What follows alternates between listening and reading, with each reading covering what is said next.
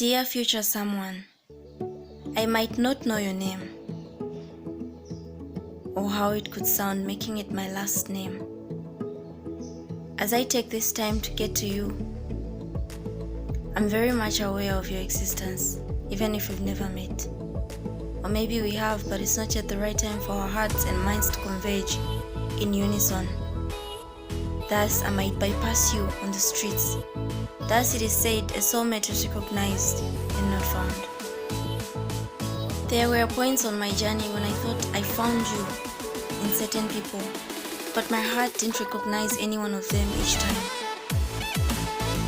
They were the total opposite of me. Regardless, I soaked by with the thoughts of changing them. I always came out half transformed to their side. I've painfully learned that you don't go on a ride with a mindset of changing your fellow passenger but work on oneself.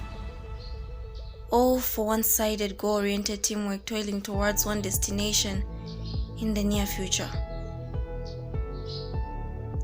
If you came now, I might be too toxic for you and send wrong impressions, as I tend to push people away, and I like my personal space so much that it freaks the hell out of my feeble bones. I'm trying real hard at this time of the journey to tie all the loose ends from my past and replace all the broken strands. This journey has been filled with all kinds of mediocre laybys, thinking maybe you don't exist after all. But my stubborn heart has been repeatedly tugging at me with a seal since I was ushered to this earth, with an imprinted brandmark of I'm yours alone. Now let me get a little precise, future someone, wherever you are, whatever you're doing.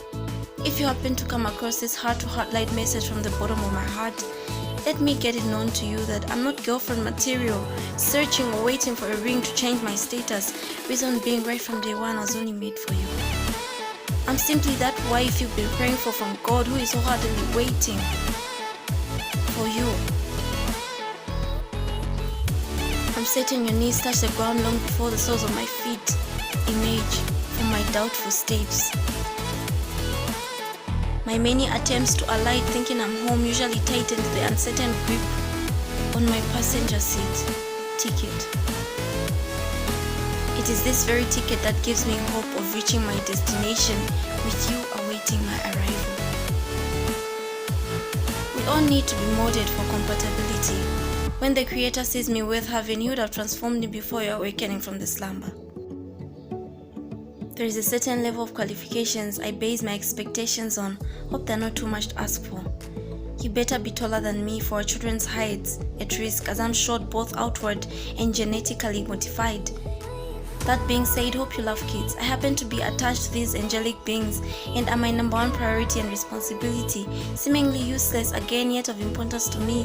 Be thicker than me, again for our children's sake, as I'm small, but just in case I pick some weight in your arms. I pray you'll still be able to carry and embrace me as always without complaints or regrets. I know this is all too much already, but the heart still has more to elaborate. Hope the beat is willing to synchronize. Hope you love brown, having raised that I'm greenish brown by name. Although, being African, I have two other native names, being changuh and the other that leaves a head over heels effect, being Mutinta. To clear all the confusion raised, I'm brown in complexion with hazel eyes. You must have realized so far that I love my brown name more. That's because everyone else loves Mutinta more, hence I have to compromise. Getting down to my most sincere request, be lighter in complexion, not for our kids but my taste. In case none of these expectations pull through, I don't mind how you turn out to be. As we will lay forth our differences and vulnerabilities, knowing we are working for one common goal in full support of trust, commitment, and our undying love. All to the glory of our Creator. I know I'm uttering a lot of unnecessary stuff, but pen and paper are my best friends. So this is just the intro, moving deeper into the main body. I'm a sophisticated looking young lady at times. Don't confuse these looks for being obnoxiously materialistic or choosy. I just happen to value my looks such that I invest without a proper agenda. But it should send a message. I love simple things. It all depends on my mood solely. As I go classy or typical African carefree village girl looking at times, I love duets and chitenge outfits. I don't fancy heels.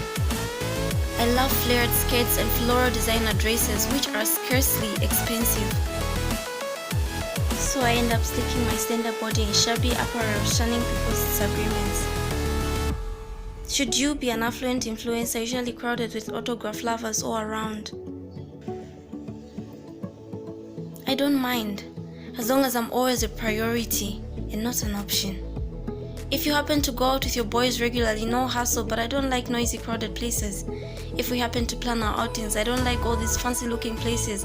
A simple picnic can do, with just the beauty of nature waiting on us. I fancy traditional meals, so don't stress much about buffets of assorted Italian dishes. Chocolate and other desserts are a craving once in a while.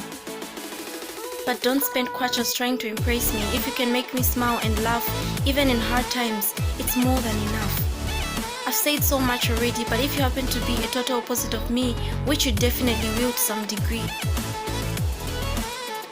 I continuously pray that God will change me beforehand in all areas of imperfection, as you don't need to change a thing about me. Having been given all this duration to travel the low and highways filled with different lessons, having mentioned this earlier, I just thought of adding emphasis. Being Tonga by tribe with a grandmother for an advisor, be alert, as I might want to spoil you with delicacies, so don't be ambushed. The kitchen happens to be an all-time favorite place when time is at a standstill. Envisioned future home is filled with your fragrance presence that makes me feel lightheaded. It is an abode not consisting of black and white only, but yellow, purple, pink, grey, blue, and green, as brown is naturally in display. There is more I have to tell you. I'll let you know once you're here. More importantly, Ndila Wianda. Even before throwing a glance at you, because my heart has known you for a lifetime. I hope the equivalence your name mentioning gets equals to the flipping over of my heart. It doesn't matter how long it takes me to reach to you, not that you're my necessity, but other half. I will patiently be waiting for that time. Hope you will too.